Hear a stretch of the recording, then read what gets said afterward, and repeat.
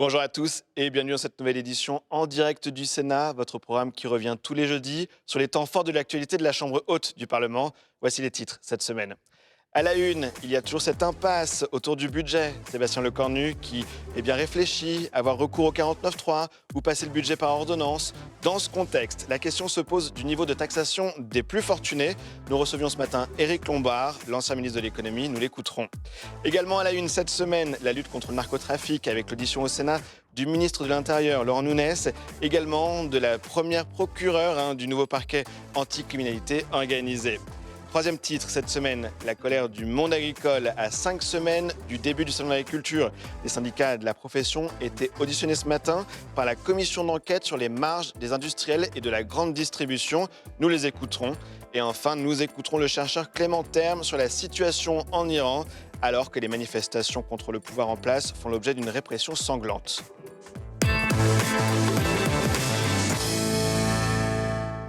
Mais d'abord, donc, la recherche d'un compromis sur le budget. Parmi les points au cœur des débats, la question de l'imposition des plus riches en France. Éric Lombard, l'ancien ministre de l'économie, a expliqué ces derniers jours que des milliers de personnes, je cite, ne payent aucun impôt sur le revenu. Il a précisé ses propos dans la matinale de Public Sénat. On l'écoute. Quelle est la situation?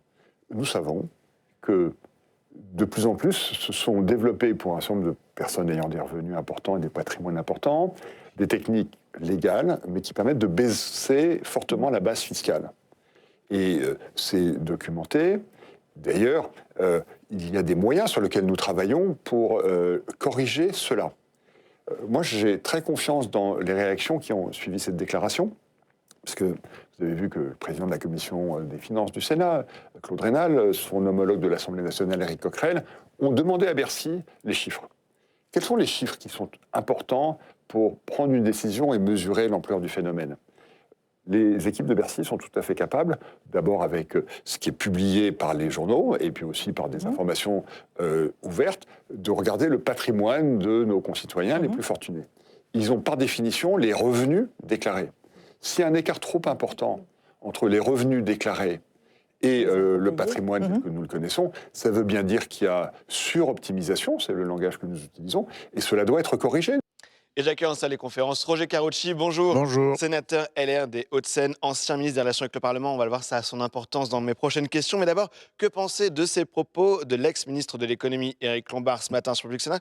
Il y a bien donc des personnes qui bénéficient d'une forme de suroptimisation fiscale. La commission des finances du Sénat a raison de se pencher sur ce sujet. Que la commission des finances du Sénat se penche sur le sujet, c'est son rôle. Et c'est normal de le faire. Si certains ont trouvé des systèmes pour échapper à l'impôt, si c'est illégal, si c'est à la limite de la ligne jaune, c'est anormal. En revanche, je serais assez tenté de dire, je ne comprends pas parce que dans l'hémicycle, j'ai souvenir d'Éric Lombard, ministre, à l'époque, nous expliquant, alors qu'on posait des questions de ce genre, nous expliquant, mais pas du tout, tout est sous contrôle, personne n'échappe à l'impôt s'il doit l'impôt. C'est ce que dit d'ailleurs sa successeur, Amélie de Montchalin, aujourd'hui. Alors, moi, je ne suis pas un technicien de Bercy. J'entends qu'il dit si quelqu'un a un patrimoine important, mais les revenus ne correspondent pas. Mais j'ose espérer que ça, c'est contrôlé depuis longtemps et que ça c'est pas quelque chose qu'il faudrait faire qu'à partir de maintenant. On nous a toujours répondu que c'était sous contrôle à Bercy. Donc moi, je fais confiance, mais la commission des finances du Sénat a raison de demander des contrôles. Ça pose aussi la question de l'impuissance de ces ministres de l'économie sur les arbitrages en leur défaveur. Bruno Le Maire sur la dérive des finances publiques, il dit qu'il avait écrit à l'époque à Elisabeth Borne. Maintenant, Éric Lombard. Est-ce que la prise de décision est trop dépendante de l'Élysée, de Matignon? Ça, c'est clair. C'est pas récent. C'est pas récent, mais ça, c'est évident que on donne ou on accorde à Bercy un pouvoir considérable. En tout cas, les citoyens, les collectivités, tout le monde dit Bercy nous étrangle, Bercy, machin. Et quand on voit les ministres de l'économie, on a toujours l'impression qu'ils sont les patrons de Bercy, mais pas vraiment. Donc, soit Bercy a un vrai pouvoir de contrôle, un vrai pouvoir d'analyse, un vrai pouvoir de sanction, soit c'est pas le cas, mais je n'ai encore vu aucun ministre de l'économie démissionner en disant qu'il n'a pas la capacité d'agir, Dont Bruno Le Maire, exactement. par exemple. Les députés donc, qui ont repris l'examen du projet de finances 2026, toujours cette impossibilité à sortir de l'impasse politique sur ce budget. L'exécutif qui réfléchit de plus en plus sérieusement à actionner le 49.3, à avoir recours aux ordonnances. Deux options qui pourraient permettre de contourner l'absence de majorité à l'Assemblée nationale. Est-ce que les ordonnances, c'est acceptable pour les LR? On a vu par exemple que Philippe Juvin, le rapporteur général LR du budget à l'Assemblée nationale, n'est pas contre. Au moins, ça garantit un budget qui n'est pas le cas avec le 49.3. Oui, mais enfin, moi, dès le début, et pas seulement moi, beaucoup de gens ici avaient dit à Lecornu, c'est une aberration d'abandonner la possibilité d'utiliser le 49.3. Pendant des mois, cette non-utilisation a fait en sorte que le gouvernement a, en réalité, fait des concessions tous les jours davantage au Parti socialiste. Et plus d'impôts, et moins de réduction de la dépense publique, et plus de création de taxes nouvelles. Et puis, au bout du bout, au mois de janvier, on vient nous dire « Ah là là, il faut en sortir. Hein. Ah, il faut en sortir. N'importe comment, 49.3, ordonnance. » Le gouvernement qui s'est empêtré tout seul doit maintenant nous sortir de là. Clairement, ici, on ne va pas recommencer le débat budgétaire. Ça ne sert à rien. Donc, lorsque le texte reviendra après les députés, il y aura une motion préalable dès le début. C'est ma position. Oui. Je ne sais pas, ce sera la position de l'ensemble de la majorité sénatoriale. Mais franchement, ça suffit. Et les Français sont lassés du spectacle affligeant qu'a donné l'Assemblée nationale et le Parlement globalement sur ces débats budgétaires. Et le gouvernement. Pour finir, est-ce que vous accepteriez l'utilisation des ordonnances alors qu'il n'y a pas du tout de débat sur ces ordonnances au Parlement? Il n'y a même pas l'habilitation avec les autres types d'ordonnances. Et qu'est-ce qu'on aurait comme budget? Le budget initial avec l'année blanche? Moi, je préférais le 49.3. Parce qu'au moins, les choses seraient claires, carrées, et chacun déciderait. Si le gouvernement veut pratiquer par ordonnance, alors il faut voir ce qu'il retient, ce qu'il ne retient pas. C'est-à-dire que même s'il n'y a pas de débat... Ça repose la question sur le fond. Évidemment. Donc, qu'est-ce qu'il va mettre dans les ordonnances? Si c'est pour avoir toutes les tartes à la crème du Parti socialiste pour écraser d'impôts les gens, c'est non. Voilà, je trouve que, franchement, depuis le début de ce débat budgétaire, on tourne en rond. Oui. Et on n'a pas de solution. Alors justement, on arrive à la fin de cette interview et à la fin de mes questions, mais qu'est-ce que ça dit de la méthode Lecornu? Il avait voulu donner plus de place au Parlement. C'est un échec aujourd'hui, 15 janvier. Il n'y a pas de place au Parlement. Il y a eu des méthodes, je ne le critique pas, il joue sa carte, pour que le gouvernement dure, pour que lui-même dure. Mais en réalité, il dure parce qu'il fait des concessions aux socialistes, comme ça il ne vote pas la censure. Mais il a juste gagné du temps. Il a gagné du temps. Est-ce que le pays a gagné au niveau budgétaire, au niveau financier, au niveau fiscal? Sûrement pas. Bien, merci. Merci pour cette analyse au micro de Public Sénat. On suivra le marathon, le feuilleton autour de ce marathon budgétaire. Merci. Merci à vous.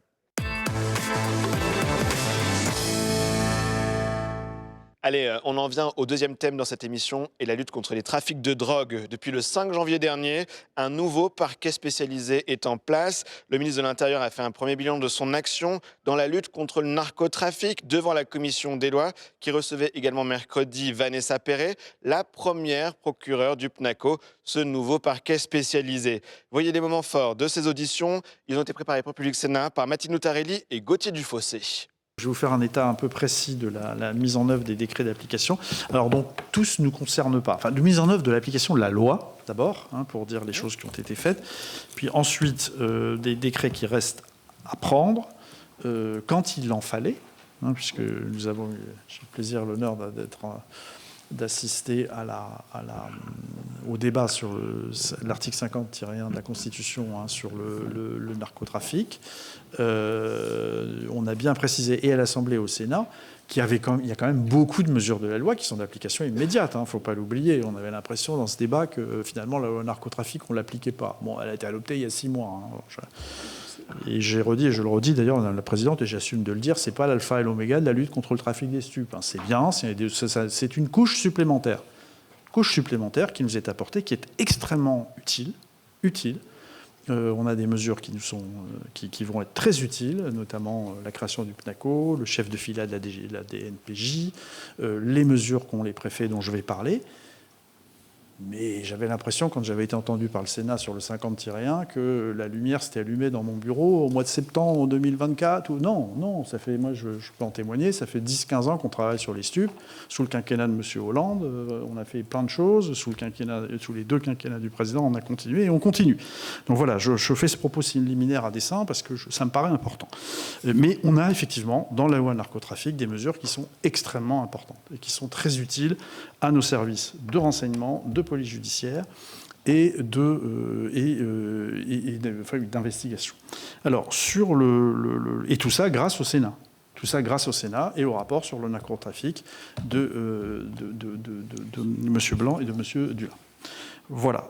Alors, sur les mesures. Donc, il y a un certain nombre de mesures qui ont été mises en place immédiatement, évidemment. Donc, immédiatement, et notamment tout ce qui concerne les mesures, l'EMCO, l'état-major qui a été mis en place dès le 17 juillet 2025, la désignation de la DNPJ comme chef de file qui s'est faite par un décret du 8 septembre 2025, donc la création du PNACO qui est devenue effective le 5 janvier 2026, la publication du décret du 30 décembre 2025 prévoyant les modalités d'application des demandes de blocage et de déréférencement des sites impliqués dans le trafic en ligne par Pharos. Donc là, c'est un décret du 30 décembre 2025. Depuis l'été 2025, dès la parution de la loi, sur les mesures, vous en parliez, Madame la Présidente, de police administrative, et notamment donc à la main des préfets, et notamment les fermetures de commerce, les injonctions aux bailleurs, les interdictions de paraître, donc elles se sont mises en œuvre immédiatement. Nous avons, alors je réponds précisément à votre question, pour les interdictions de paraître, on en a 1682 qui ont été prononcées, et on a eu 96 condamnations pénales pour non-respect suite aux violations de ces mesures. Les fermetures de commerce, c'est 96 fermetures prononcées, 59 sont actuellement en cours d'instruction. 59 en cours d'instruction. Pour les expulsions locatives, on a 185 injonctions aux bailleurs sociaux qui ont été prononcées. Et 15 substitutions. Donc la procédure, vous vous souvenez, c'est injonction au bailleur d'abord à lancer une procédure, et quand ce n'est pas fait, le préfet peut se substituer au bailleur pour lancer en fait purement et simplement la procédure, et y compris l'exécuter. C'est une interprétation qui est celle du ministère de l'Intérieur, mais qui, je crois, fonctionne, puisqu'on a eu 15 substitutions à bailleur opérées, et donc 16 expulsions prononcées à date. Voilà. Ensuite, nous avons eu depuis le 5 janvier 2026, la mesure du gel administratif des avoirs en matière de criminalité organisée, d'une manière générale, criminalité organisée. Donc une procédure importante qui était conditionnée à la création du PNACO et qui s'est créée. D'ailleurs, il y a une doctrine d'emploi qui a été élaborée en interministériel, hors décret, hors texte, mais qui a été validée et qui est maintenant opérationnelle, avec là encore un certain nombre de services qui sont désignés comme chefs de file. Sur les quelques mots sur les autres, je vais quand même vous parler des autres textes. Dire un mot, alors je les ai là. Pardon, il reste. Oui, voilà, pour nous, pardon, j'oubliais, le seul texte qui reste pour nous, c'est pour le ministère de l'Intérieur, c'est l'évaluation collégiale des informateurs. Donc ce texte, c'est un décret en Conseil d'État que nous devons encore prendre et qui le sera maintenant rapidement. Voilà, en tout cas, on y travaille. Alors, sur les autres textes qui sont en cours de... Voilà, je vais m'appuyer sur mes notes et puis je compléterai avec les tiens. Donc ça veut dire que, alors les autres textes, ça veut dire que ce sont soit des textes qu'on doit prendre avec un autre ministère et pour lesquels nous avons été saisis souvent pour avis. C'est-à-dire que le pilote, c'est pas nous, c'est un autre ministère. Cela étant, la balle est aussi en partie dans notre camp puisqu'on a un certain nombre de textes pour lesquels moi j'ai été saisi pour avis. Et donc je vais en dire un mot. Alors à la fois les textes et les arrêtés. Donc le décret qui instaure la DNPJ comme chef de file, j'en ai parlé. Et effectivement, alors je tiens à le dire aussi, c'est pas tout à fait lié, c'est pas un décret d'application de la loi narcotrafic, mais il est très lié. C'est que nous avons, et c'est M. Retailleau qui avait validé cette suggestion qui lui était remontée des services, et donc nous l'avons évidemment mise en œuvre. Donc je l'ai mise en œuvre. Parce que c'est vraiment un truc hyper important, c'est d'inscrire au FPR les personnes qui font l'objet d'une interdiction de paraître. Donc on a un décret qui a été publié le 26 décembre 2025 qui nous permet d'inscrire au fichier des personnes recherchées. C'est-à-dire qu'en cas de contrôle, ça match. Ça match, voilà. Alors, sur tous les autres textes que je n'ai pas cités, on a une circulaire du 24 juillet 2025 signée de Bruno Retailleau qui a été envoyée à tous les préfets sur tout le dispositif de la loi Narco qui relevait de leurs compétences. Donc ça, c'est dès le 24 juillet 2025, donc d'où les mesures que j'ai citées, les chiffres que je vous ai donnés. Nous avons modifié un arrêté pour la disposition qui concerne l'habilitation des professionnels utilisant le système d'immatriculation des véhicules. On a modifié un arrêté portant sur le système d'immatriculation des véhicules pour tenir compte donc, de ces mesures. Sur le gel administratif, je vous ai dit, les doctrines sont adoptées. Le parquet national anticriminalité organisé a maintenant une dizaine de jours, puisqu'il a été créé le 5 janvier à la suite de la loi narcotrafic, qui était effectivement issue de cette proposition de loi sénatoriale.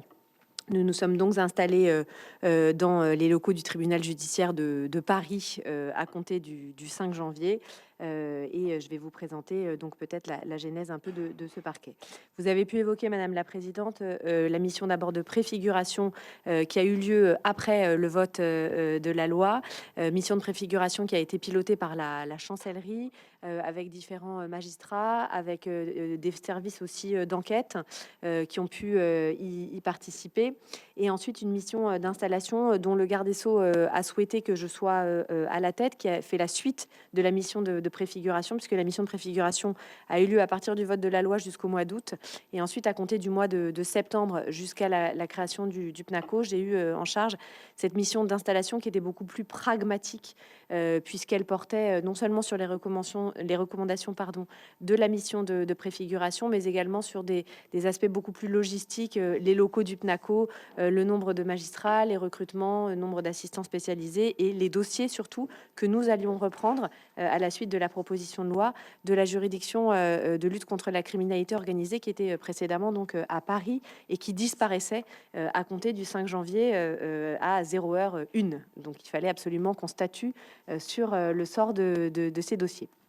Donc la mission de préfiguration qui a rendu son rapport au mois d'août avait préconisé un certain nombre d'organisations et de missions dont devaient, à son sens, devoir être ceux du PNACO, qui ont globalement été quand même repris dans la mission d'installation et dans l'organisation qu'on a pu mettre en œuvre depuis le 5 janvier et que je vais vous décrire. Le PNACO, donc d'abord sur ce que vous avez évoqué, le PNACO, c'est pas seulement le narcotrafic, contrairement à ce qui avait été initialement pensé. Et c'est d'ailleurs dans le cadre d'amendements sénatoriaux qu'il a été étendu le champ du spectre de la criminalité organisée à laquelle nous allions nous attaquer, pour plusieurs raisons, sans doute. Vous les avez évoquées, Madame la Présidente, les interconnexions et les interpénétrations des réseaux, des malfaiteurs qui malheureusement font énormément d'infractions absolument distinctes, et puis aussi la possibilité d'avoir des interactions avec les services d'enquête spécialisés.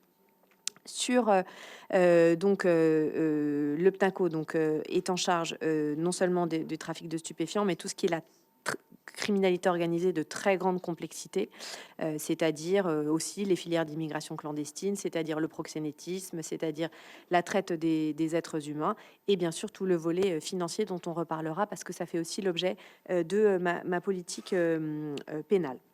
Donc sur l'installation géographique, le parquet national anticriminalité organisée est à Paris. Il y a eu à un moment des débats sur le point de savoir s'il ne devait pas être à Marseille, au vu notamment de la très grande criminalité organisée dans ces territoires. Il a été fait le choix que ce soit à Paris pour plusieurs raisons. Alors on a tous les offices centraux d'abord qui sont à Paris. On a le parquet national financier et le parquet national antiterroriste qui sont également dans la juridiction parisienne, avec lesquels on devra évidemment avoir avoir des interactions régulières, tant sur le volet financier que parfois avec une porosité dans les réseaux terroristes, notamment pour la logistique et le financement, qui peut aussi être en lien avec le trafic de stupéfiants. Donc, souhait d'une installation géographique et d'une facilité et d'une proximité évidemment commune. Le PNACO, qui est un parquet qui va être appelé à monter en puissance, est actuellement composé à date, c'est-à-dire aujourd'hui, de 34 personnes. 34 personnes, c'est 16 magistrats, dont 8 d'entre eux sont issus de la Junalco, donc du parquet de Paris, qui ont donc l'antériorité des dossiers, ce qu'on trouvait tout à fait opportun avec la direction des services judiciaires au moment où on a réfléchi au recrutement, afin qu'il n'y ait pas de discontinuité dans le suivi de l'action publique et dans la mesure où on devait récupérer des dossiers qu'ils étaient en charge. Et puis 8 qui sont des magistrats très spécialisés quand même, qui proviennent en majorité, qui ont déjà fait des juridictions interrégionales spécialisées, qui proviennent pour certains de parquets nationaux déjà spécialisés, notamment on a une personne qui vient du PNAT. Les autres ont globalement été dans des GIRS ou dans des services du ministère de l'économie et des finances, ou pour l'une d'entre elles à la mission interministérielle de lutte contre les addictions et la drogue, pour avoir aussi ce pendant. Donc 16 magistrats spécialisés qui proviennent des GIRS ou qui proviennent donc de cette Junalco. 13 greffiers comme équipe du magistrat, greffiers, chefs de cabinet, personnel administratif. Et puis, spécificité du PNACO, une équipe pluridisciplinaire, notamment une équipe autour du magistrat, qui est évidemment essentielle pour faire la coordination et pour s'assurer d'une approche pluridisciplinaire dans un contentieux où évidemment énormément de pans de la société sont suivis, tant la santé publique que la sécurité, que la diplomatie, que la coopération nécessaire avec les acteurs privés aussi. On parle des ports, on parle des aéroports, bien évidemment. Donc une équipe composée en l'état, alors de juristes qui nous aident, mais aussi de 2 inspecteurs des finances publiques qui vont nous permettre notamment de s'attaquer aux flux financiers, de nous aider pour les saisies et confiscations, d'un officier de liaison gendarme qui nous a rejoint dès le premier jour du PNACO et qui va être là donc bien évidemment pour faire le lien avec les services de gendarmerie. Nous attendons et nous sommes en train de recruter un douanier. Nous sommes en train de recruter un agent également de l'administration pénitentiaire, là encore pour permettre des interactions avec évidemment des partenaires essentiels et pour permettre qu'il n'y ait pas, si je puis m'exprimer ainsi, de trous dans la raquette et que la coordination soit vraiment tout à fait essentielle. Donc 34 à date. Nous allons attendre en mars et en février 2 personnels également du ministère de l'Intérieur qui vont pouvoir nous aider sur les données numériques et notamment sur la coordination. Alors le PNACO est appelé à monter en puissance en termes d'effectifs, puisque si nous sommes 34 aujourd'hui, la mission de préfiguration le préconisait et nous avons repris ces préconisations. À terme, il est question que le PNACO soit équivalent aux effectifs magistrats du parquet national antiterroriste, qui sont 30 actuellement.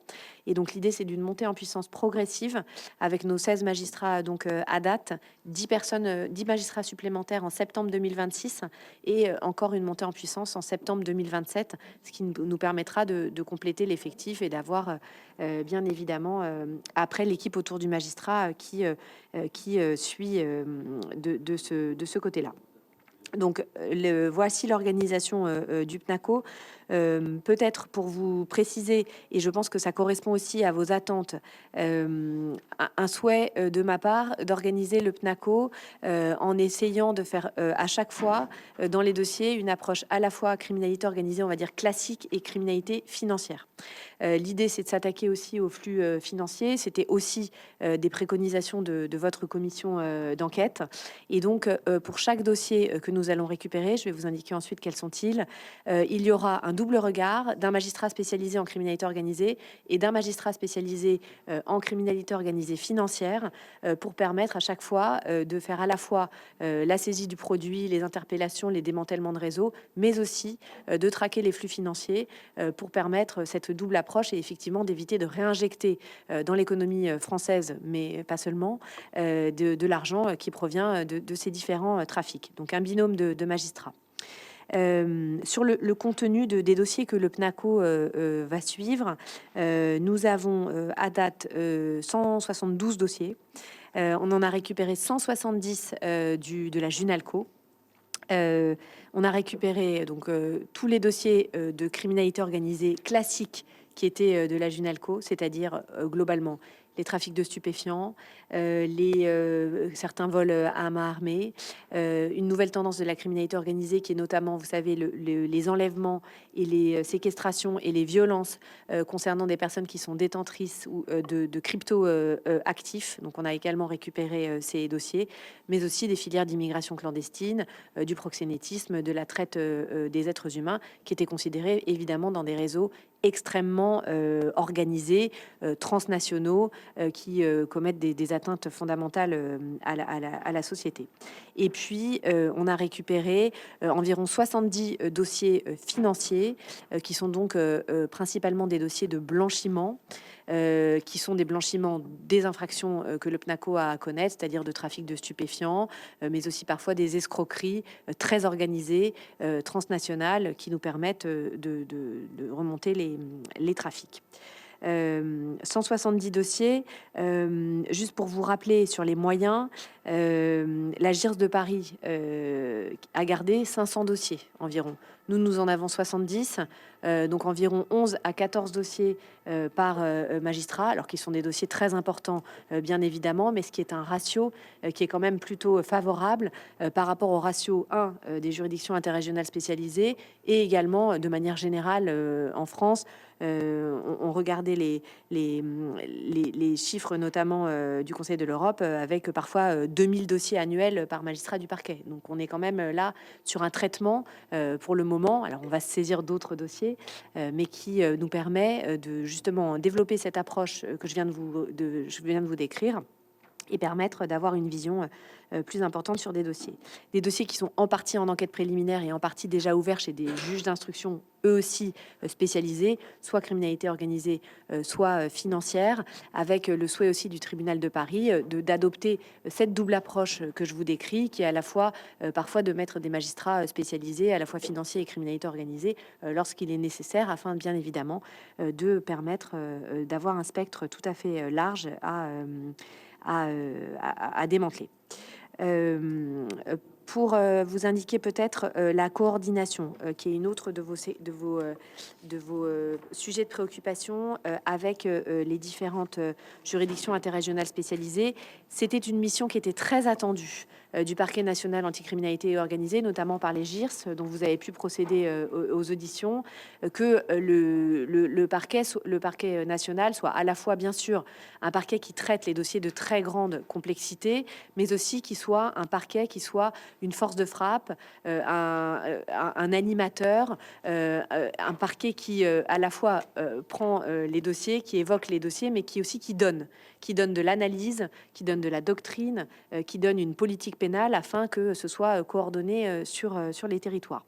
Donc ça, c'est quelque chose qu'on va faire avec un pôle coordination qui va être mis en place au PNACO, qui est déjà mis en place avec un magistrat à sa tête, avec les officiers de liaison, avec les assistants spécialisés, qui auront aussi pour but de diffuser des analyses. Quand le PNACO se rendra compte qu'il y a un groupement criminel ou qu'il y a un phénomène criminel qui peut remarquer, l'idée c'est aussi d'alimenter les juridictions interrégionales spécialisées, de mettre en commun les différents éléments qu'on puisse avoir pour justement enrichir et que tout le monde soit à un même niveau d'information afin que ce soit coordonné et tout à fait utile.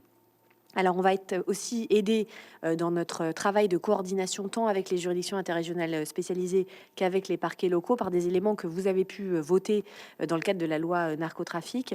Premièrement, c'est la possibilité d'une délégation judiciaire, comme là, le parquet national antiterroriste. C'est-à-dire que quand un événement se passe sur le territoire national qui n'est pas à Paris, on a possibilité de donner la possibilité à une juridiction locale d'acter dans un dossier, ce qui nous permet bien sûr de nous aider, d'être en complémentarité. parler, mais aussi, ce qui est très intéressant, le mécanisme de la co-saisine qui est prévu pour le parquet national anticriminalité organisée, avec ce parquet qui va pouvoir se saisir en enquête préliminaire et en enquête de flagrance avec une juridiction interrégionale spécialisée, c'est-à-dire travailler en complémentarité et se partager le travail. Alors on l'a fait, vous l'avez vu, on a communiqué là-dessus, on a pris il y a 2 jours le premier dossier du PNACO, c'est l'assassinat d'Alain Orsoni en Corse.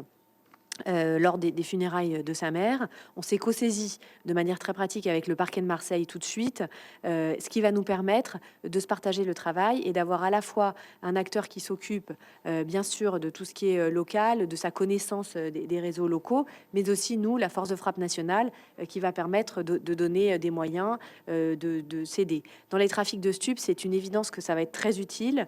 Vous aurez à la fois un parquet local qui connaît les réseaux, qui sait où se trouvent les trafics de stupéfiants, qui peut travailler sur le réseau local, sur l'approvisionnement, et nous qui pouvons venir en aide sur les réseaux de blanchiment, sur la coordination internationale notamment, sur les routes d'importation, ce qui va nous permettre d'être complémentaires et de pouvoir travailler ensemble dans la plus importante coordination.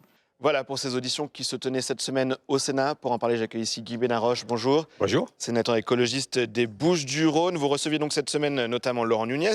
Il a fait devant vous le bilan de l'action du gouvernement dans la lutte contre le narcotrafic. 1682 interdictions administratives de paraître sur des points de deal. 96 fermetures de commerces soupçonnés de blanchiment qui ont été prononcées depuis cet été. Est-ce que vous saluez l'action de l'exécutif dans cette lutte contre les trafics de drogue? Alors écoutez, ce que je salue, c'est le démarrage de l'application du texte qui a été voté ici. Il fallait le faire au niveau juridique, au niveau policier. Il est vrai qu'un certain nombre de mesures ont été prises conformes à ce texte. Il est vrai aussi que ce qu'on déplore, c'est qu'il y ait beaucoup de mesures prévues par ce texte qui n'est pas encore vu arriver leur décret d'application. Ça fait quand même quelques mois. Je pense qu'il faudrait hâter la mesure. Ce dont vous me parlez, c'est les mesures administratives nouvelles. Voilà. Et dans les mesures administratives nouvelles, bien entendu que je me réjouis de celles que vous venez de citer. Je me réjouis, moi, de celles qui consistent en fait à expulser un certain nombre de personnes de leur logement social. Ok, ça c'est parmi le point négatif selon vous dans l'action de l'exécutif. Et alors, comment est-ce qu'on explique de devoir attendre encore des décrets d'application de la loi qui a été maintenant votée depuis 1 an? C'est que c'est trop technique, il manque de la volonté politique. Qu'est-ce qui se joue? Écoutez, il y a des sujets sur lesquels on peut l'expliquer par une certaine technicité ou la mise en place de certaines organisations, c'est très bien. Il y a certains où on comprend moins. Alors, il y a un double pilotage, il faut le savoir, ministère de l'Intérieur, ministère de la Justice. Même si Laurent Nunez nous dit que c'est plutôt le ministère de l'Intérieur qui pilote tout, il n'empêche que, par exemple, sur le statut des affranchis ou des repentis, ou des indicateurs, voilà, les trois, qui est quand même quelque chose qui est très urgent, on comprend mal qu'on n'aille pas plus vite. Donc, on a posé la question aussi, d'ailleurs, à Vanessa Perret sur le sujet. Alors, on nous promet que ça va arriver vite maintenant. Il faut que ça arrive. Parlons-en. Vous aviez donc aussi également reçu hier Vanessa Perret, la nouvelle première procureure du PNACO, ce parquet spécialisé dans la lutte contre cette criminalité organisée. 172 dossiers de criminalité organisée, 34 personnes, dont 16 magistrats. Qu'est-ce que vous pensez des premiers pas de ce PNACO, cette nouvelle instance?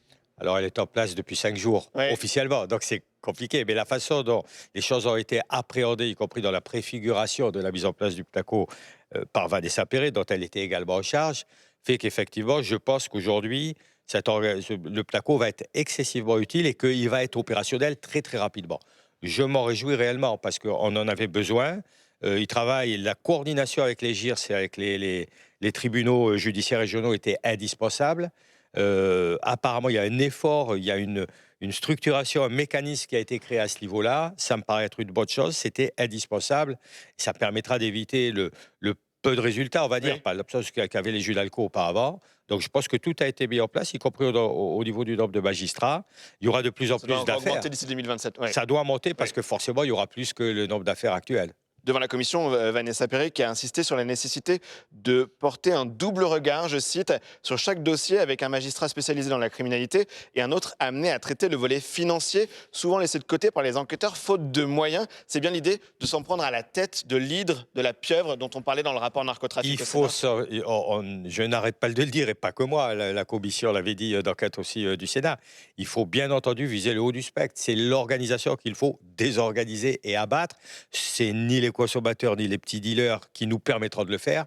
forcément, dans ce cadre-là, il faut toucher là où l'argent arrive. Et là où l'argent arrive, il faut bien entendu plus de renseignements judiciaires, plus de renseignements financiers. Alors aujourd'hui, quel est l'état d'esprit à Marseille? Vous êtes proche du militant Amine Kessassi, dont le frère a été assassiné, on en a beaucoup parlé. Est-ce que la chape de plomb qui s'était formée au-dessus de Marseille au moment de la mort de Mehdi Kessassi, elle s'est un peu relevée ces dernières semaines? Écoutez, sincèrement, il n'y a jamais eu ni de découragement, ni de peur à Marseille. Il faut le dire clairement. On m'a posé la question à l'époque de l'assassinat, effectivement, du frère de mon ami Amine. Est-ce que les Marseillais ont peur? Est-ce qu'il faut envoyer l'armée? Bien sûr que non. Les Marseillais n'ont pas peur aujourd'hui. Les Marseillais souffrent. Ils sont plongés dans un endroit qui est à des endroits où le trafic, le narcotrafic s'est développé plus rapidement, où sont nées donc les plus grandes franchises, j'appelle ça comme ça, des aides-mafias ou autres, c'est-à-dire ceux qui possèdent le plus à la fois de participation financière sur le marché. Bien entendu qu'à Marseille, tout le monde est encore debout. Et je loue la famille Kessassi parce qu'elle a été debout depuis l'assassinat du premier frère. Et elle a été debout. Et la seule chose que je dis aujourd'hui à l'État, il ne faut pas laisser les plus précaires sous l'emprise du narcotrafic. Il faut non seulement s'attaquer aux problèmes qu'on vient de voir avec les tribunaux, avec les fermetures administratives, etc. Mais il faut empêcher le narcotrafic d'avoir la mainmise et d'avoir une emprise sur les gens les plus précaires et les plus vulnérables de nos cités, y compris à Marseille. J'ai une dernière question. En décembre, voici ce que disait Amine Kessassi à Issy-Provence. Ce que je veux lancer aujourd'hui, c'est un appel aux décideurs, un appel au président de la République. Et si on faisait une convention citoyenne de la lutte contre le narcotrafic pour justement créer un espace de parole et donner la parole à ces gens qui aujourd'hui se taisent. Est-ce que vous soutenez cette idée de votre Je la soutiens à 100%. Ouais. Je la soutiens à 100%, je l'approuve.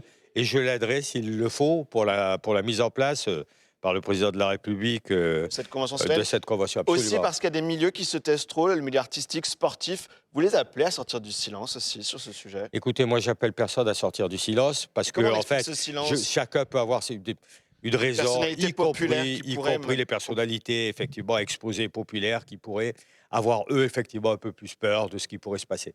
Donc, je vais juger personne, je ne vais pas dire ils auraient pu mieux faire, ils auraient dû mieux faire, ils auraient dû mieux intervenir. Ce que je dis, c'est que l'État doit s'emparer du problème et tous ces intermédiaires de l'État et tous ces corps, parce qu'aujourd'hui, c'est un problème prioritaire dans notre société et parce que toutes les familles, je le répète, tous les gens qui sont victimes et qui sont sous l'emprise du narcotrafic ne le sont pas volontairement. Et ces gens-là ne doivent pas être laissés de côté, c'est notre rôle. Et si les artistes ou les prises de position des uns et des autres peuvent y aider, bien entendu qu'il faut qu'ils prennent position. Bien, merci. Merci Guy Benaroche pour cette déclaration au micro de Public Merci Sénat. à vous. Allez, on en vient au troisième thème dans cette émission et la colère du monde agricole. Les journées de mobilisation se sont enchaînées ces dernières semaines. Après la coordination rurale, la Confédération paysanne, c'est la FNSEA et les jeunes agriculteurs qui étaient réunis à Paris cette semaine pour dire leur colère. Les représentants de 3 de ces syndicats étaient au Sénat ce matin, reçus par la nouvelle commission d'enquête sur les marges des industriels et de la grande distribution. Écoutez les moments forts de cette audition. Je vais tout d'abord me présenter, donc Johan Barre, moi je suis producteur de lait sur le département des Vosges, comme je l'ai dit, et je suis aussi donc président de la FNPL, donc la Fédération nationale des producteurs de lait, que vous avez déjà auditionné, et mon collègue Stéphane Jouandel, et membre du bureau de la FNSEA. Juste dans les propos introductifs, déjà vous remercier pour cette audition. Je pense que c'est important que les producteurs puissent s'exprimer à un moment où le contexte agricole est quand même très compliqué pour plein de choses, plein de raisons. Mais la première des raisons, c'est quand même un manque de revenus dans la ferme France, dans sa globalité. Et je pense qu'on a un intérêt collectif à aider le monde agricole à s'en sortir pour assurer notamment la souveraineté alimentaire de la France. Et j'ai envie de dire plus loin, imaginer une souveraineté alimentaire européenne. Donc on s'inscrit toujours à la FNSEA dans une volonté de produire nationalement, mais aussi d'être en capacité de continuer à exporter. Donc on ne peut pas se permettre de dire que uniquement le marché intérieur est une solution. On a besoin de l'ensemble des marchés. Rappelez que ce contexte de baisse de revenus ou de manque de revenus et s'ajoute forcément à une augmentation des charges sur les dernières années qui est de l'ordre de 30% et qui, contrairement à ce que tout le monde pense, elles ne baissent pas si vite qu'elles n'ont augmenté. Et donc les primes ne peuvent pas toujours tout compenser. Et c'est vraiment ce ciseau qui est en train de se refermer sur l'agriculture française. et qu'il faut absolument redonner un bol d'air du côté des charges ou du revenu, mais l'un ne va pas sans l'autre. Donc j'ai envie de dire, c'est les deux sujets qu'on doit travailler. Rappelez que le contexte sanitaire n'a rien aidé au niveau de l'agriculture, au niveau de l'élevage en général, hein, pas que l'élevage bovin, on pense souvent à la DNC, mais on peut parler de la FCO, de la grippe aviaire, de la peste porcine aussi qui est aux portes de la France. Donc on a besoin aussi d'une vraie conscience globale du risque sanitaire et de s'en préoccuper pour j'ai envie de dire, le prévenir et surtout l'éviter. Rappelez que la balance commerciale de la France s'effondre. Ce n'est pas juste une baisse, on est en train de l'effondrer. Malgré une augmentation de la valeur de nos denrées alimentaires, la balance continue à baisser. Donc ça veut dire que les volumes ont encore baissé plus vite que finalement, facialement, le chiffre en milliards de la balance commerciale. Il y a une vraie inquiétude. Beaucoup de filières aujourd'hui ne vont plus être en capacité de fournir le marché national et encore moins d'être en capacité à exporter. Donc ça, c'est vraiment un point, je pense, central quand on parle de vouloir encadrer les marges des uns et des autres. C'est qu'il faut qu'on comprenne qu'il faut continuer à assurer cette souveraineté bien au-delà de la France et de nos frontières. Donc tout ça dans un contexte économique français très compliqué. Rappelez aussi que le marché peut aussi aider à avoir des prix rémunérateurs. Si je parle du domaine de la viande bovine a mis en place les lois Egalim et on est avancé. Mais la réalité, c'est que c'est le marché qui a sorti les éleveurs un peu de la tête de l'eau là, ces dernières années. Il faut absolument qu'on arrive à cranter ce sujet-là au niveau français, franco-français. Ça veut dire qu'on ne peut pas se permettre de faire toujours un constat que parce qu'il manque de viande, tout d'un coup, les prix s'envolent. Si je parle des œufs, c'est exactement pareil. Il y a eu des décisions politiques qui ont été prises, une production qui s'est un peu effondrée, mais surtout une consommation qui est toujours plus grande. Et tout d'un coup, tout s'effondre et le prix s'envole. Donc à nous, responsables agricoles, et à vous, responsables politiques, de prendre les bonnes décisions pour qu'on évite cet emballement d'un côté ou de l'autre, parce qu'on sait très bien, et si je parle de la filière laitière, on sait très bien que quand les marchés s'envolent, il y a un jour, ils se retournent. Et la ferme France n'est pas du tout adaptée à un retournement des marchés et à une baisse des revenus. J'ai souvent l'habitude de dire qu'en France, il est plus facile de continuer à augmenter son niveau de vie qu'à faire marche arrière. Ça veut dire que le système fiscal et social n'est pas fait pour baisser le revenu. Mais quand on le dit, c'est bien, mais quand on agit dessus, c'est mieux. Et honnêtement, on n'a aujourd'hui pas assez de garanties fiscales ou d'aide sur le sujet pour accompagner ces marchés qui sont hyper volatiles. Donc on reste à la FNSEA très proactif sur le sujet parce qu'on sait que c'est une part de la réponse par le sujet fiscal et social. Rappelez aussi qu'il y a certains points dans la loi Egalim qui nous sont chers et qui ont permis de cranter vers le haut, malgré certaines associations qui ont été le discréditées, je pense au SRP. Ce fameux seuil de revente à perte de plus 10%, on pourrait tous penser que finalement ça ne profite pas au monde agricole, et effectivement ce n'est pas directement pour le monde agricole. Mais ça permet de garantir un minimum de rémunération aux acteurs qui travaillent nos produits. Donc derrière, ça garantit les choses. Et le supprimer dans un moment où la guerre des prix est toujours aussi forte, est pour nous un vrai risque de revenir à l'ancien temps, ça veut dire négocier et donner ce qui reste au monde agricole. Donc avant de travailler sur SRP, il faut s'assurer que les lois elles fonctionnent. Aujourd'hui, pour nous, Egalim est une loi qui peut fonctionner, c'est une loi qui doit fonctionner, mais pour ça, il faut l'appliquer, la contrôler, et derrière, peut-être la faire vivre dans d'autres filières. Et si je peux me permettre aussi sur la loi Egalim, il y a un point central, c'était l'encadrement des promotions. Je pense qu'elle a permis d'apporter une certaine visibilité pour les acteurs, mais surtout éviter les abus. À chaque fois qu'il y a des promotions, c'est plutôt le monde agricole qui les paye, plutôt que finalement les industriels transformateurs ou la grande distribution, même si dans la propagande de la publicité, ils ont tendance à dire que c'est eux directement qui financent. Je le rappelle ici, à chaque fois, il n'y a rien de gratuit, donc soit c'est le paysan qui le paye, soit c'est le consommateur, mais entre deux, j'ai l'impression que les choses vont presque mieux.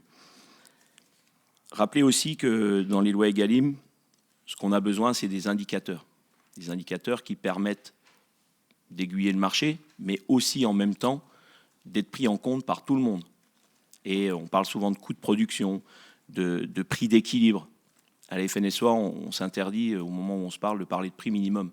c'est pas qu'on veut pas un prix minimum garanti, parce que c'est vrai que ça serait tellement simple, mais on risque de drainer tout le monde vers le bas. Et quand on sort des états généraux de l'alimentation où il y a une montée en gamme, finalement, si on lissait par un prix minimum, tous les efforts qui seraient faits par l'agriculture française, notamment en bien-être animal ou sur l'environnement, pourraient être réduits à néant au travers du prix.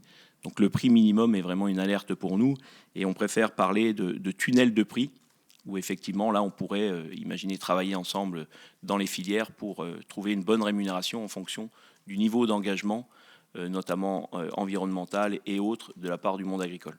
Donc ça, c'est des thèmes qui, pour nous, restent centraux dans cette loi Egalim. Et après, quand on parle de préserver la MPA, la matière première agricole, rappelez quand même à tout le monde que cette matière première agricole, finalement, c'est le revenu du monde agricole.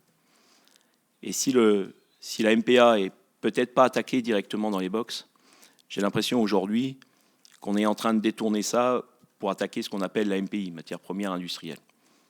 Alors, on pourrait se poser la question, nous, agriculteurs, c'est pas notre sujet. Il faut quand même savoir qu'une bonne partie de nos produits sont transformés par des coopératives qui appartiennent à des agriculteurs.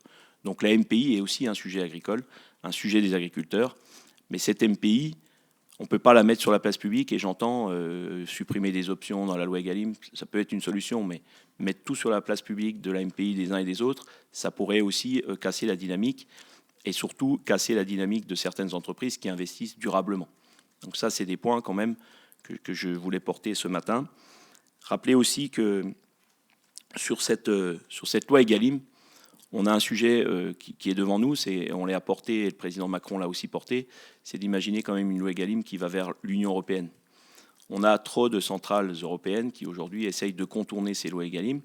Alors on nous explique par A plus B que non, la matière première n'est pas agressée quand on est sur une plateforme européenne. Moi j'aimerais en être sûr, et pour ça il faut des contrôles. Et aujourd'hui, la France n'est pas dotée d'assez de contrôles, n'a pas rendu public assez de contrôles. Et derrière ce contrôle, il faut aussi qu'on comprenne que la plupart des industriels ont aussi découpé finalement leur mix produit. Ça veut dire qu'ils estiment que le mix produit qui est valorisé sur le territoire national doit effectivement contribuer et faire partie prenante d'Egalim, donc avec une rémunération des producteurs.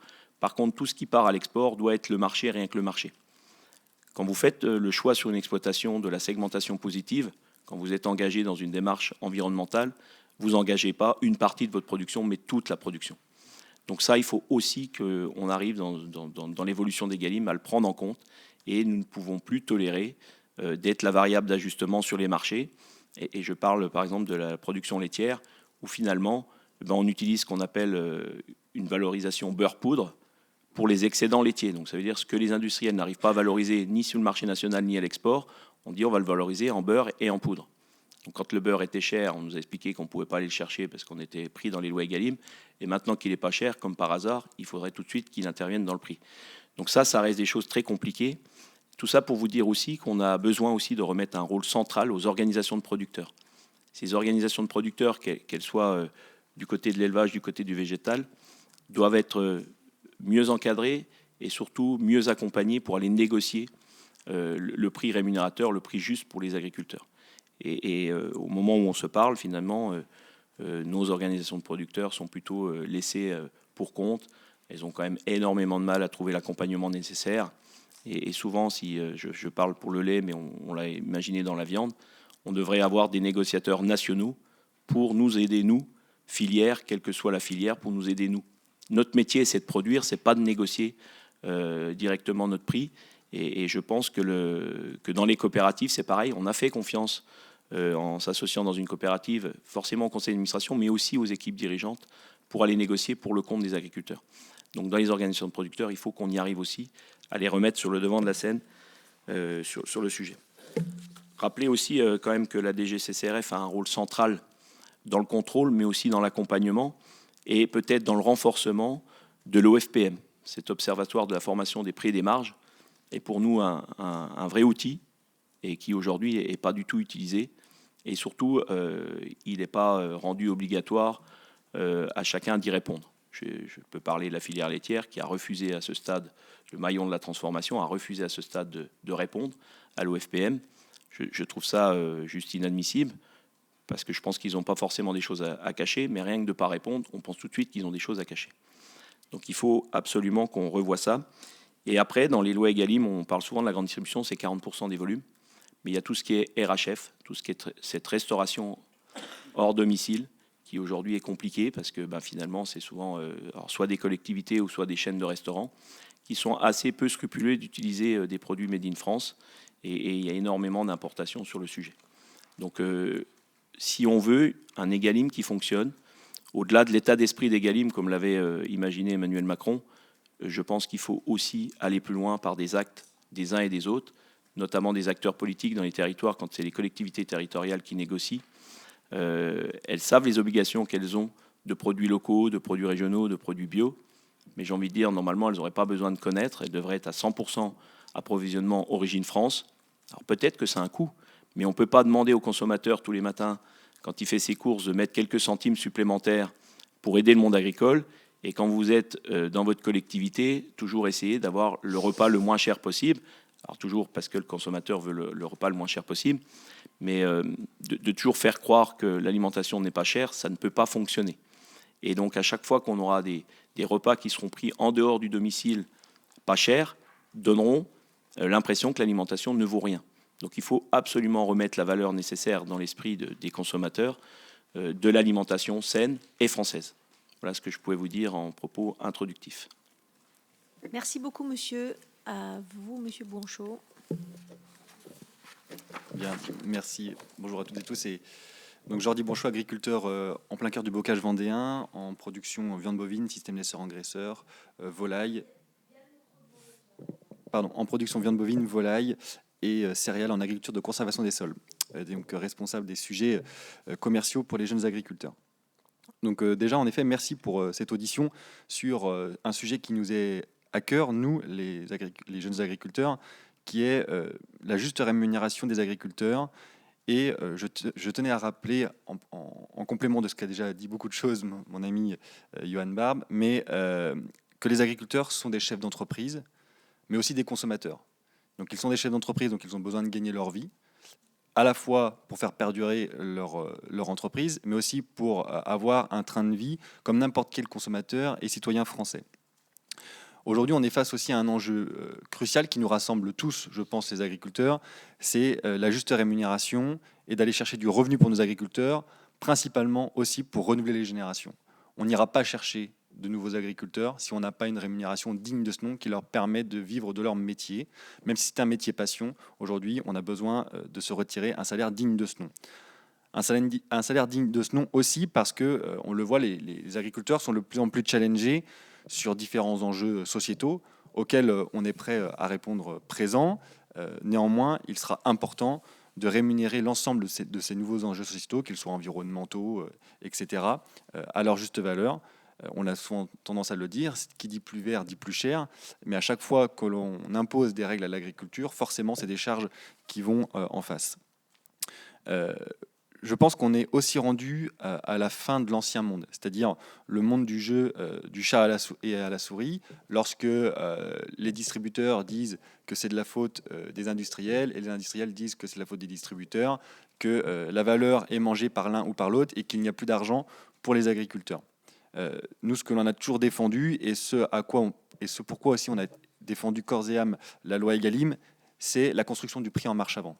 C'est pour nous indiscutable, c'est une ligne rouge que l'on ne peut plus franchir, de se dire qu'aujourd'hui on part du prix consommateur, que tout le monde se sert et qu'on donne les miettes à l'agriculteur. Ça, c'est plus possible.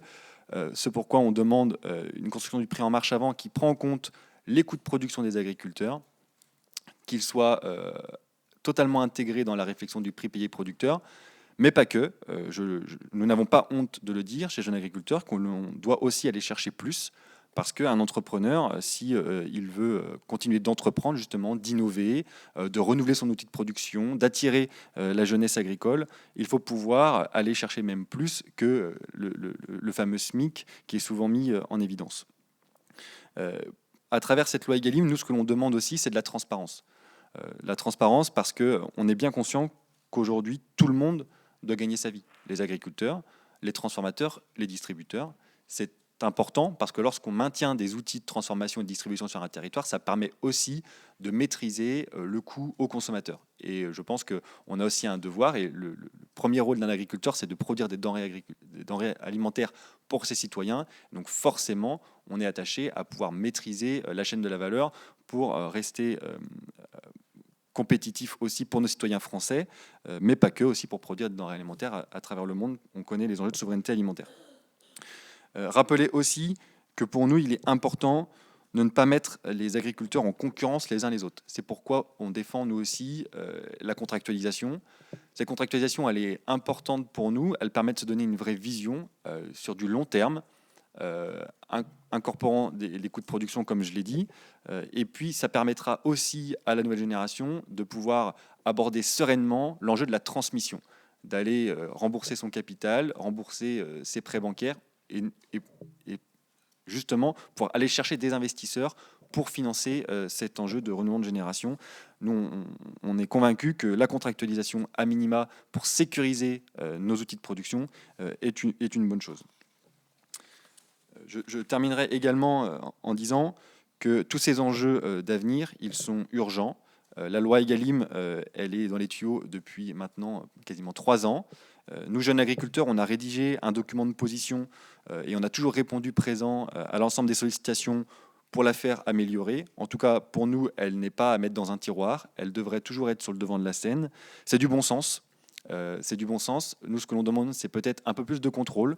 Parce que même si on a souvent des belles paroles aujourd'hui, il est important d'aller contrôler les autres maillons de la filière pour voir s'ils appliquent pleinement cette loi et d'appliquer aussi, pourquoi pas, des sanctions. Aujourd'hui, la loi ne prévoit pas de sanctions et donc ce que l'on demande, c'est des sanctions pour ceux qui ne joueraient pas le jeu, parce qu'on est face à un enjeu, comme l'a dit M. Barbe, à la fois de souveraineté alimentaire, mais de renouvellement des générations en agriculture et de dynamique de territoire. Ça a été dit à la fois pour la vie des agriculteurs, mais aussi des industries agroalimentaires ou des distributeurs qui font vivre aussi grand nombre de nos concitoyens par l'emploi. Voilà pour les extraits de cette audition qui se tenait ce matin au Sénat. Pour en parler, j'accueille ici Anne-Catherine Loisier, bonjour. Bonjour. Vous êtes sénatrice centriste de la Côte d'Or, également présidente de cette commission d'enquête sur les marges des industriels et de la grande distribution. On l'a vu, FNSEA, Jeunes Agriculteurs, Coordination Rurale, ils ont apprécié le fait d'être auditionnés, que vous les convoquiez ce matin. Ils ont besoin de parler de leur profession. Il y a des problèmes et c'était le bon endroit pour venir parler de ces problèmes, cette commission d'enquête.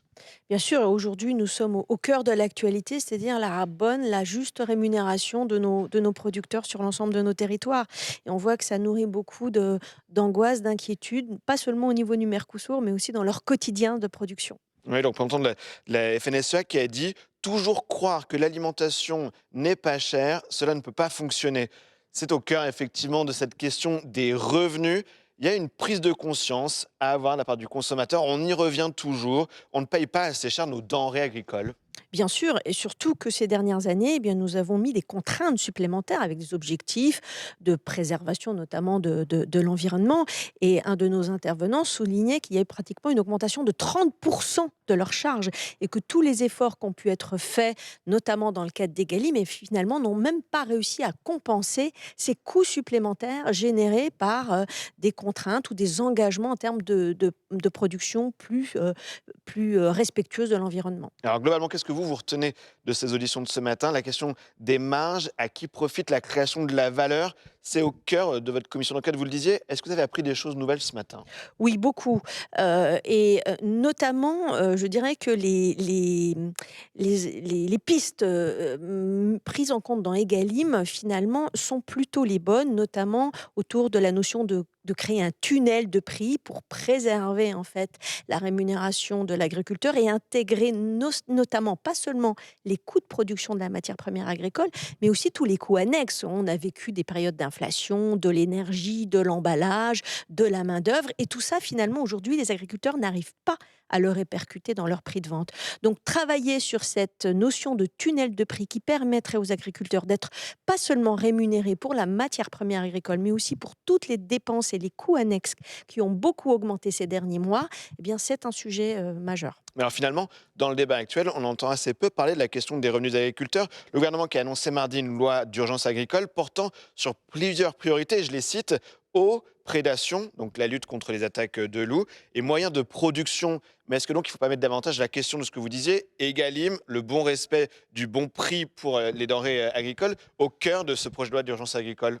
Oui, je pense que ce qui ressort vraiment dans les débats actuels, c'est que le revenu de l'agriculteur, c'est pas seulement le prix, je dirais, de vente du produit, c'est l'ensemble des charges et de l'environnement économique qui pèsent aujourd'hui sur ces agriculteurs. On peut aussi parler des aléas climatiques qui viennent vraiment remettre en cause voilà, les productions. Donc on voit qu'aujourd'hui, nos agriculteurs sont finalement soumis à beaucoup de contraintes extérieures, on l'a dit, des normes européennes, des normes nationales, une contrainte sur l'eau, sur l'accès à l'eau, une contrainte aussi voilà, sur les aléas et les catastrophes naturelles qui viennent vraiment fragiliser leurs revenus. Qu'est-ce que vous pensez de la gestion de l'exécutif de cette crise? Un nouveau projet de loi que j'évoquais d'urgence. Est-ce que c'est nécessaire alors qu'on sait que la loi du plomb promulguée le 11 août dernier n'a toujours pas vu certains de ses décrets d'application être publiés aujourd'hui? Oui, bien sûr. Je pense que malheureusement, souvent en matière de communication politique, on propose de remettre tout sur le tapis et sur la table. Le débat est bien sûr nécessaire, le dialogue est bien sûr nécessaire, mais déjà, prenons en main toutes les dispositions qui ont été prises ces derniers mois, Egalim, mais aussi la loi du plomb et la loi d'orientation agricole. Il y a là, je pense, beaucoup de solutions aux difficultés qui sont rencontrées aujourd'hui par nos agriculteurs. Et alors, à l'inverse, je voulais vous faire réagir à cet édito du journal L'Opinion. Colère agricole, le degré zéro de la politique française. Complaisance envers la radicalité, prime à l'émotion, au dogmatisme sur la rationalité et l'efficacité. Qui ose encore dire en France que la colère, fût-elle paysanne, n'est pas toujours légitime? Qu'est-ce que vous répondez à cet éditorialiste de L'Opinion sur les agriculteurs en France, qui serait une vache sacrée pour les politiques? Intouchable. Je pense que nos agriculteurs reflètent quand même un grand désespoir du monde rural, avec une incapacité aujourd'hui à vivre, on vient de le dire, de son travail au quotidien et Donc, de toutes les ces valeurs. revendications sont légitimes. Elles sont légitimes. Par contre, je pense effectivement qu'il faut faire preuve de fermeté parce que rien ne justifie la dégradation de moyens publics qui sont au final payés par le contribuable français. Donc il y a une ligne à tracer Bien entre sûr. les revendications légitimes Bien et est-ce sûr. qu'il peut y avoir aussi une concurrence, une surenchère entre syndicats agricoles? C'est ce qu'a dit à notre micro François Patria hier, qui est également sénateur de la Côte d'Or. Est-ce que ça peut aussi expliquer une partie de l'intensité des manifestations de ces dernières semaines? Je pense que c'est au pouvoir public d'être vigilant effectivement à faire la part des choses dans les discours qui sont menés par les différents syndicats agricoles et à suivre la boussole de l'intérêt général. Un dernier mot sur votre commission d'enquête. Elle doit rendre un rapport. Est-ce qu'il y aura aussi une proposition de loi à la clé? Qu'est-ce que vous attendez de cette commission d'enquête? Alors je ne vais pas préfigurer puisque c'est bien sûr Madame la Ça rapporteure commence. aussi avec qui nous échangerons là-dessus. Mais à ce stade, nous avons quand même des échanges très intéressants et nous ne sommes qu'au début. Nous avons quand même des échanges très intéressants et nous avons déjà des pistes qui me semblent importantes et qui ont besoin d'être approfondies à la fois réglementaires mais aussi législatives. Et merci, on suivra ça de très Merci près à sur vous. Public Sénat. Merci à vous. Merci. Allez, on en vient au dernier thème dans cette émission et la situation dramatique en Iran. Selon le président américain, les tueries ont cessé hier, mais le bilan de la répression des manifestations serait très lourd. En France, Emmanuel Macron a convoqué ce matin un conseil de défense, notamment pour évoquer ce sujet. On écoute le chercheur associé à l'IFRI, l'Institut français des relations internationales, Clément Terme. Il était reçu mercredi par la Commission des affaires étrangères du Sénat. Je voudrais développer mon propos en 3 points. D'abord, les aspects internes à la République islamique, donc la répression en cours, donc le bilan, ça aussi entre 2000 et 20 000 morts, mais ça c'est lié à la méthodologie de chaque ONG ou de chaque média qui va compter les morts. Est-ce que ce sont des morts vérifiées, etc. Donc à ce stade, c'est normal. Il y a la chronologie également, puisqu'il y a eu une coupure d'Internet. L'accès à l'information aussi est problématique. Donc il n'est pas surprenant d'avoir, si vous voulez, une telle échelle dans le bilan de la répression. Mais c'est une question qui est centrale, puisque, comme vous l'avez évoqué, ça fait partie des lignes rouges du président Trump. Et il y a un lien entre le niveau de la répression et la probabilité d'une intervention militaire américaine. Donc c'est pour ça qu'il faut prendre au sérieux, même si parfois on a du mal à lire les déclarations de l'administration Trump. Les propos du président américain sont parfois suivis des faits. Donc d'abord les aspects internes, ensuite les aspects régionaux et enfin les aspects internationaux avec notamment la question de la Russie, du rôle de la Russie, de la Chine, des États-Unis et bien sûr je terminerai avec la France. Quelles conséquences pour les relations franco-iraniennes et la situation de notre ambassade à Téhéran en particulier également. Est-ce qu'elle pourra continuer à fonctionner dans l'hypothèse de frappe américaine, etc. Est-ce qu'il y aurait une pression américaine pour qu'on ferme notre ambassade? Parce que, et la question de nos soldats aussi, nos troupes armées qui sont déployées à proximité, à portée de tir de missiles des forces armées iraniennes. Donc sur les aspects internes, donc la répression, vous avez évoqué ces bilans avec des sources disons, qui varient énormément. Donc il y a la question de l'accès à l'information, je l'ai dit, la question de la méthodologie, donc est-ce qu'il s'agit de décès vérifiés avec l'attestation de décès, le témoignage de la famille également.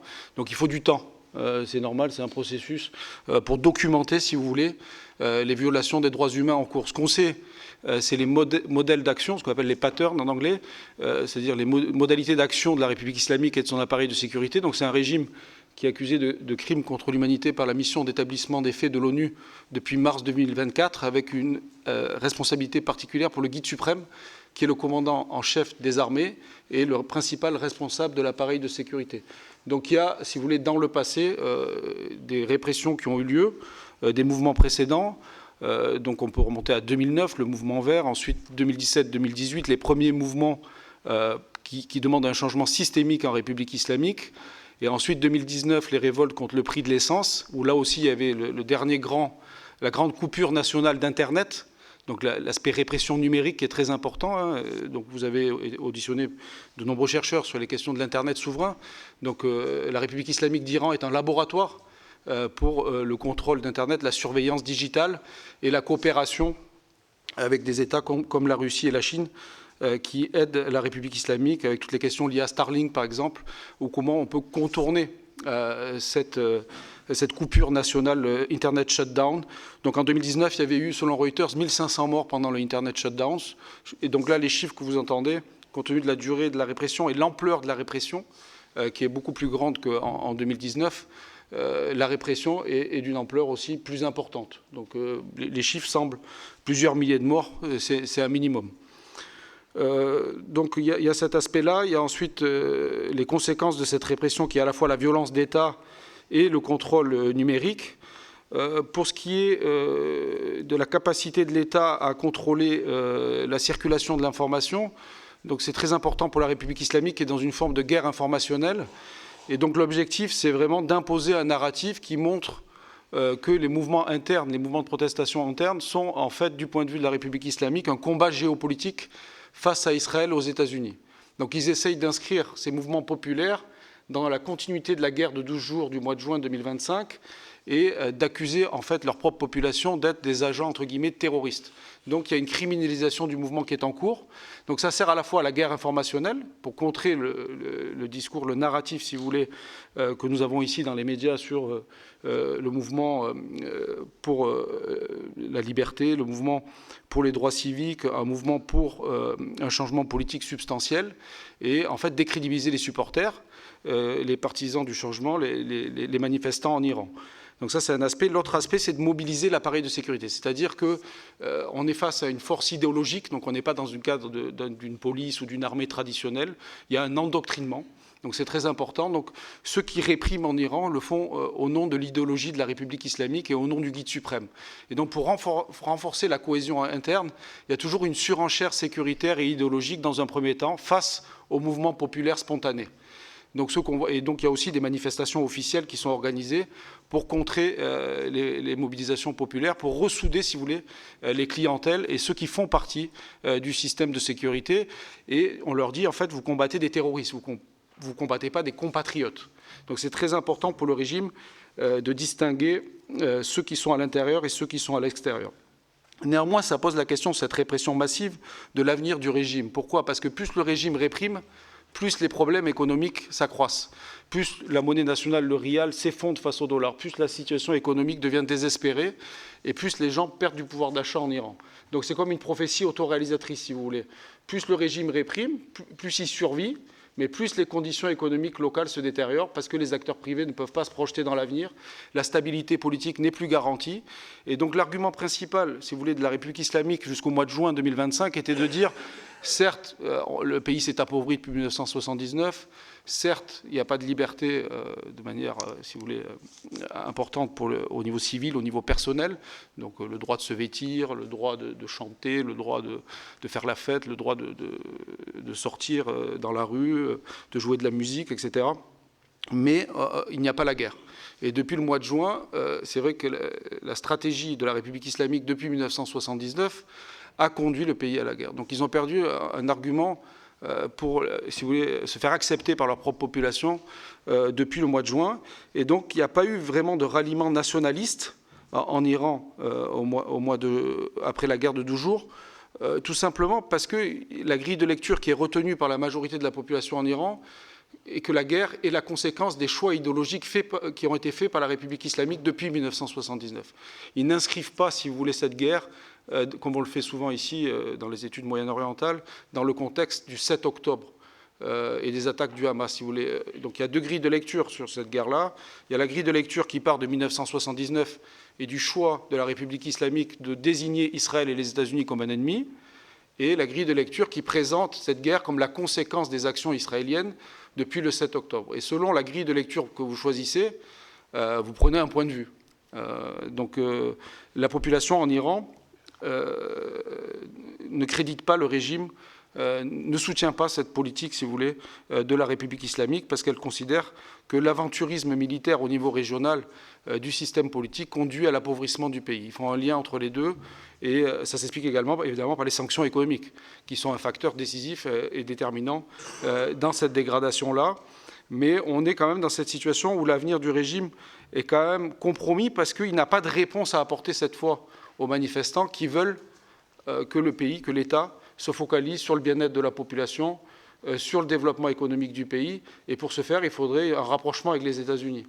Parce que c'est une économie qui est dévastée par les sanctions, par l'inflation et par, si vous voulez, un système qui conduit à la survie du système au prix du développement économique du pays.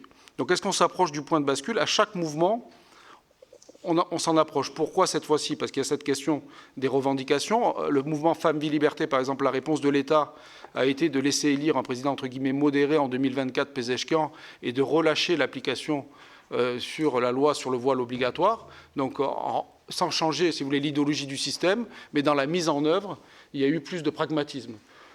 En 2009, le mouvement vert, la réponse de l'État, ça a été de laisser élire le président Rouhani, entre guillemets, modéré en 2013 et de signer l'accord avec l'administration Obama en 2015, donc ouverture économique. En 2019, pour le prix de l'essence, ils ont annulé la hausse du prix de l'essence. Mais cette fois-ci, comment faire pour régler les problèmes macroéconomiques du pays sans changer l'ADN de la République islamique, qui est le rejet de la politique américaine et l'hostilité idéologique à Israël.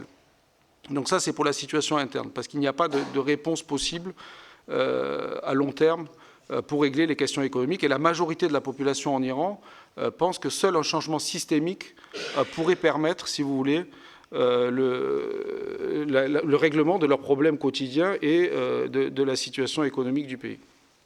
Ensuite, au niveau régional, et là, peut-être avant de passer, voilà, peut-être regarder quelques cartes. Voilà, ça c'est pour voir l'ampleur des manifestants. Elle touche à la fois les grandes villes et des zones beaucoup plus reculées. Donc c'est la première fois, parce qu'en 2009, il y avait aussi des grandes manifestations à Téhéran, mais c'est la première fois donc depuis 2009 qu'il y a des manifestations dans les grandes villes, mais aussi dans des villes très reculées de l'ouest et du centre de l'Iran. Et donc des villes qui n'avaient jamais été touchées par les mouvements précédents ont été touchées cette fois-ci. Donc ça, c'est une nouveauté. Et c'est plus difficile de contrôler les petites villes parfois parce qu'il y a un risque réputationnel pour les forces de répression. Tout le monde se connaît, etc. Donc il peut y avoir aussi, et ça c'est un risque important pour la survie du régime, des risques de fraternisation si le mouvement perdure entre l'appareil de sécurité et des manifestants. En dépit de l'endoctrinement que j'ai évoqué, qui est quand même pour l'instant qui garantit cette cohésion interne à l'appareil de sécurité. Donc ça, c'est différentes sources qui montrent l'ampleur du mouvement de manifestation jusqu'aux jours qui ont suivi la coupure nationale d'Internet. Parce que depuis lors, on observe une baisse de la mobilisation en raison des morts, donc entre 2000 et 20 000. C'est considérable, donc ça a eu un effet évidemment sur les mobilisations qui sont plus nocturnes, qui sont plus désormais en petits groupes, mais sachant que notre comptage aussi dépend de l'accès à l'information. Donc il faut relativiser cette baisse. Le mouvement continue actuellement, mais il est plus difficile à évaluer. Ça, c'est pour Téhéran. Donc là aussi, on a quand même des manifestations massives dans la capitale, et là, c'est très important pour le pouvoir, parce que c'est les centres de commandement des forces de sécurité. Donc au niveau régional, donc je passe à la carte sur les conséquences possibles d'une escalade militaire, en raison des lignes rouges qu'on a évoquées, qui ont été décrites par le président Trump, que si la répression est extrêmement sanglante et extrêmement violente, les États-Unis interviendront d'une manière ou d'une autre. Donc il y a ce risque pour les forces armées américaines. C'est pour ça que la réponse n'a pas été immédiate, malgré la publication des premiers chiffres, parce que les bases militaires américaines, on l'avait déjà dit au mois de juin 2025, mais peuvent être touchées par les missiles iraniens. Donc est-ce que les États-Unis sont prêts à assumer le coût, si vous voulez, de frappes militaires contre la République islamique d'Iran et des conséquences que cela pourra avoir pour les 40 000 soldats, on estime entre 40 000 et 50 000 soldats qui sont stationnés au Moyen-Orient et qui sont à la portée des missiles iraniens, des gardiens de la Révolution. Donc il y a ce risque-là d'escalade régionale. Si le pouvoir se sent déstabilisé et sur le point de s'effondrer, il pourrait prendre des mesures de dernier recours, comme la perturbation du trafic pétrolier dans le détroit d'Ormuz, ou cibler donc les troupes américaines, et sachant que des soldats français ou des forces militaires françaises sont également déployés dans la zone, notamment la base d'Abu Dhabi, et aussi au sein par exemple de la 5e flotte qui est située au Bahreïn, nous avons aussi des marins français qui sont stationnés dans les bases américaines. Donc il y a aussi cette question-là pour la sécurité régionale, et donc les pays de la région sont extrêmement prudents face aux événements en Iran, parce qu'il n'y a pas d'alternative pour l'instant claire. Vous avez évoqué l'alternative de Reza Pahlavi, donc le prince héritier de la monarchie Pahlavi, mais il a quitté l'Iran juste avant ses 18 ans.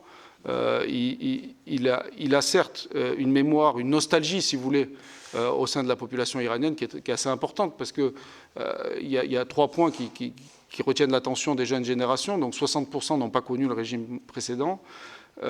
C'est la sécularisation, le développement économique et la politique étrangère qui étaient consensuelles. Donc c'est vrai qu'il représente un modèle de l'identité iranienne qui apparaît aujourd'hui par rapport au projet idéologique de la République islamique comme compatible avec les intérêts nationaux du pays. Mais en même temps, c'est une mémoire fragmentée, notamment parmi les mouvements de gauche iraniens, donc il ne fait pas l'unanimité, si vous voulez, parce que certains mouvements d'opposition l'ont combattu, même s'ils ont aussi combattu la République islamique, ils ont aussi combattu le régime impérial. Donc ce n'est pas une personne qui va unifier, mais c'est la personnalité préférée des Iraniens, selon les enquêtes indépendantes. Il aurait 39%, presque 40% d'opinion favorable. Mais cette nostalgie doit être transformée en projet politique. Après, est-ce qu'il s'agirait d'une instauration, comme ce fut le cas en Espagne avec Juan Carlos, ou au Cambodge après les Khmers rouges, ou d'une restauration, ce qui est plus rare, mais la France l'a connu au XIXe siècle. Mais dans tous les cas, il faut des conditions historiques spécifiques, et on n'a pas beaucoup d'exemples dans l'histoire contemporaine d'instauration ou de restauration réussie. Par exemple, en Espagne, il y avait des partis politiques, il y a eu une négociation, il y a eu un consensus. Est-ce que le prince héritier est en contact suffisamment avec les autres mouvements d'opposition, etc. Mais pour l'instant, il apparaît comme l'alternative. Ensuite, au niveau international, donc le régime continue de bénéficier du soutien de la Russie, notamment pour contourner et détecter les équipements Starlink. Donc il y a cette idée d'empêcher, si vous voulez, les Occidentaux et notamment les Américains de briser la coupure nationale d'Internet. Et donc là, on voit que Elon Musk a pris la décision de rendre l'accès à Starlink gratuit depuis hier matin et de proposer une actualisation du logiciel Starlink pour contourner le brouillage par la République islamique qui a un savoir-faire en la matière puisqu'elle brouille les antennes satellites, et notamment dans les années 2007-2008, quand j'étais à Téhéran. On se rappelle qu'à l'époque, c'était surtout les télévisions qui sont en exil en persan qui diffusaient auprès de la population iranienne. Et le régime s'est forcé de les brouiller. Donc ils ont des capacités de brouillage, de guerre électronique qui sont anciennes, ils ont une expertise et ils peuvent appliquer ce qu'ils faisaient à l'époque pour les télévisions par satellite aux équipements Starlink. Ce qu'on sait, c'est que c'est un projet très important parce que la population iranienne s'informe d'abord par ses médias en exil, ce qui explique aussi la popularité du prince héritier qui est soutenu par le principal média suivi en Iran, c'est-à-dire la chaîne en persan Iran International. Donc c'est très important cette question de la guerre informationnelle et de la capacité de la Russie et de la Chine d'assister l'Iran dans son projet de fermeture digitale du pays. Donc on est là aussi de la livraison d'équipements. La Russie aurait livré des équipements de type hélicoptère et des véhicules aussi blindés pour lutter contre les manifestations. Donc ces livraisons auraient eu lieu avant le déclenchement des manifestations, mais la nature des coopérations, si vous voulez, militaires, techniques, cyber, entre l'Iran et la Russie, en fait un acteur clé pour la survie de la République islamique. De même pour la Chine, qui achète près de 90% du pétrole iranien. Donc une autre des stratégies américaines pour réussir, si vous voulez, le projet américain de l'administration Trump en Iran, il faut que la Chine cesse de soutenir économiquement la République islamique. Et donc ça va avoir aussi des effets pour cette rivalité entre la Chine et les États-Unis, la situation en Iran. Sur le projet américain, on note l'influence de Marco Rubio, donc le secrétaire d'État, qui est cubain, donc qui a une compréhension des enjeux de régime idéologique comme la République islamique, en raison de son expérience par rapport au régime castriste. Et donc il applique un peu, si vous voulez, le logiciel cubain à la République islamique. Et ça explique aussi les positions prises récemment par l'administration Trump de soutien aux manifestants. Steve Witkoff a rencontré Reza Pahlavi au lieu de rencontrer les responsables de la République islamique. Donc ça, c'est une inflexion qui a eu lieu ces dernières heures au sein de l'administration Trump, en même temps que les réunions pour préparer une réponse militaire par rapport à la ligne rouge qui a été tracée. Je termine avec les conséquences pour la France, très rapidement. Donc l'ambassade est en format noyau dur. Le personnel diplomatique non essentiel a été rapatrié et les États-Unis font pression pour que nous fermons notre ambassade à Téhéran. Il faut savoir qu'il n'y a pas d'ambassade américaine à Téhéran, vous le savez, depuis 1979, d'où mon livre Téhéran-Washington, le grand Satan à l'épreuve de la révolution islamique. Et du coup, les ambassades européennes peuvent, notamment la France, l'Allemagne et le Royaume-Uni, sont en première ligne de la réponse possible de la République islamique à une escalade militaire avec les États-Unis. Donc c'est pour ça qu'on est dans ce format noyau dur. L'ambassadeur est rentré à Téhéran, est présent sur place, mais on est dans cette situation où on a aussi convoqué l'ambassadeur. Comme vous l'avez dit, on est passé d'une forme de retenue à une position plus ferme, de condamnation et de solidarité affichée avec la population iranienne. Donc cela pourra aussi avoir des conséquences pour nos deux otages, donc Cécile Kohler et Jacques Paris, pour qui j'ai une pensée. J'espère que leur retour au mois de janvier, qu'on espère tous, pourra se confirmer. Et je pense très fort à eux parce que dans cette situation, c'est vrai que la République islamique détient aussi un couple de Britanniques, par exemple. Donc il y a de nombreux otages européens. Il y a des Irano-Américains aussi qui sont en prison, notamment depuis la guerre du mois de juin. Donc ce sont aussi des outils pour la République islamique pour répondre à l'escalade en cours. Voilà, je vous remercie pour votre attention. Et j'accueille en salle des conférences Ronan Le Gleut, bonjour. Bonjour. Vous êtes sénateur LR des Français de l'étranger. Vous receviez donc cette semaine un chercheur. Il voit un lien direct entre répression des manifestants en Iran et menace d'une intervention américaine. Ces menaces de cette intervention militaire, est-ce qu'elles peuvent dissuader le régime iranien de réprimer par la force les mobilisations, selon vous? Déjà, il faut avoir bien à l'esprit qu'il y a eu une intervention américaine, vous vous en souvenez, sur les installations d'enrichissement. En juin de l'année dernière. En juin de l'année dernière. Donc, sous la présidence Trump II, une intervention américaine a déjà eu lieu sur le territoire même d'Iran, évidemment. Il a montré les muscles déjà dans ce dossier. Voilà, donc il a déjà fait la démonstration que, selon lui, il était parfaitement apte, à la fois d'un point de vue militaire et aussi politique, de prendre ce type de décision. Donc ça, c'est vraiment fondamental d'avoir ça à l'esprit. Il faut quand même rappeler également que pour le peuple iranien, la meilleure chose qui puisse arriver, c'est la chute du régime des mollahs qui tire à vue, balles réelles, sur son propre peuple, dont des enfants. Ouais, un bilan très lourd, hein, une ONG qui parle de plus de 3000 morts, mais on ne peut même pas confirmer ce bilan à l'heure actuelle, avec toujours le blackout sur Internet en Iran. Oui, le chiffre que l'on m'a communiqué est même supérieur à celui-ci. Est-ce qu'on passe la dizaine de milliers de morts, selon vous? C'est un média américain avance cette hypothèse. Alors, ce n'est pas le chiffre que j'ai eu, mais effectivement, le chiffre que j'ai eu est supérieur à 3000 morts, donc c'est absolument effrayant. On me dit que, voilà, que les morgues sont pleines, effectivement, à Téhéran et ailleurs. Les Français, par exemple, qui vivent en Iran peuvent encore joindre l'ambassade de France. Quand le coup de téléphone C'est-à-dire part que quand on appelle d'Iran à Iran, ces communications fonctionnent. C'est de l'extérieur, évidemment que c'est très difficile. Néanmoins, nous parvenons à obtenir quelques informations. Je suis sénateur des Français de l'étranger, c'est une préoccupation majeure sur des proches, évidemment, qui vivent en France, qui veulent avoir des nouvelles de leurs proches en Iran. Il y aurait 900 Français actuellement en Iran, a dit voilà, le ministre. Voilà, oui, plutôt, je pense moins de 800 en réalité. Très bien. Nous parvenons à avoir quelques informations en passant par l'ambassade, puisque l'ambassade reste joignable. Et alors justement, quel est le message que vous avez pu avoir de nos concitoyens ou de leurs proches? Une grosse inquiétude, on l'imagine, sur ce qui se joue en ce moment. Bien sûr, écoutez, ce régime des mollahs tire sur son peuple. Avec des armes automatiques, absolument. Je veux dire, c'est abominable ce qui est en train de se passer. On comprend, en écoutant le chercheur de l'IFRI, que l'Iran est au cœur d'un bras de fer entre trois grandes puissances, États-Unis, Russie, Chine. La Russie est un acteur clé pour la survie de la République islamique, a expliqué Clément Terme devant votre commission, quand Pékin achète près de 90% du pétrole iranien, offrant au régime une bouffée d'oxygène économique essentielle. C'est ce qui explique aussi la gravité de la crise qui touche l'Iran. Oui, de toute façon, si vous voulez, c'est en lien sur la question des approvisionnements. Bon. La compétition qui se joue est une compétition pour la place de leader mondial entre les États-Unis et la Chine. L'approvisionnement est fondamental et c'est à la lecture de cette question des approvisionnements, notamment de pétrole, qu'il faut comprendre l'intervention des États-Unis au Venezuela. C'est-à-dire, le Venezuela était un fournisseur de la Chine. Et c'est uniquement quand on comprend cette question-là que l'on comprend effectivement les enjeux relatifs et qu'il y a finalement une forme de lien, effectivement, avec cette intervention américaine. Dans ce contexte, alors quelle est la réaction de la France? Pendant la République qui a convoqué ce matin un conseil de défense, notamment sur la situation en Iran. Hier, il y avait 4 questions d'actualité au Sénat. Certains sénateurs qui déploraient la relative faiblesse de la réponse française. Qu'est-ce que vous en pensez? Oui, je partage cette analyse.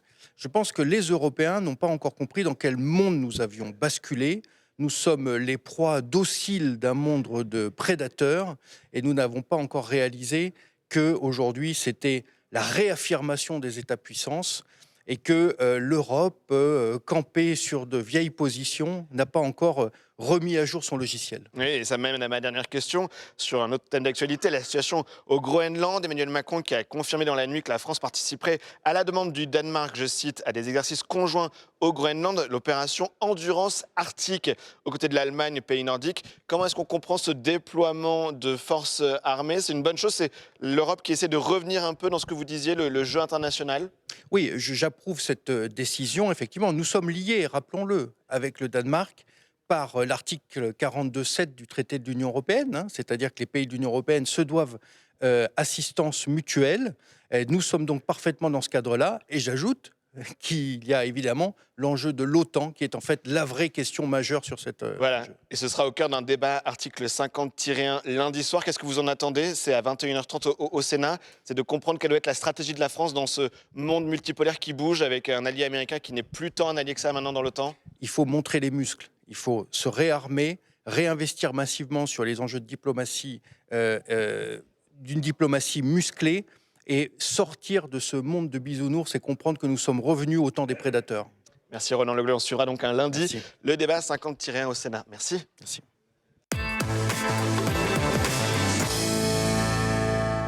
Et c'est la fin de cette émission. Merci à vous de l'avoir suivi. N'hésitez pas à lire les décryptages, à voir les replays, c'est sur publicsénat.fr. Prochain rendez-vous avec l'information dans quelques minutes à 18h. Pour Sens Public, c'est présenté par Thomas Hugues. L'émission qui reviendra notamment sur la recherche d'un consensus et d'un compromis dans le marathon budgétaire. À très vite sur Public Sénat.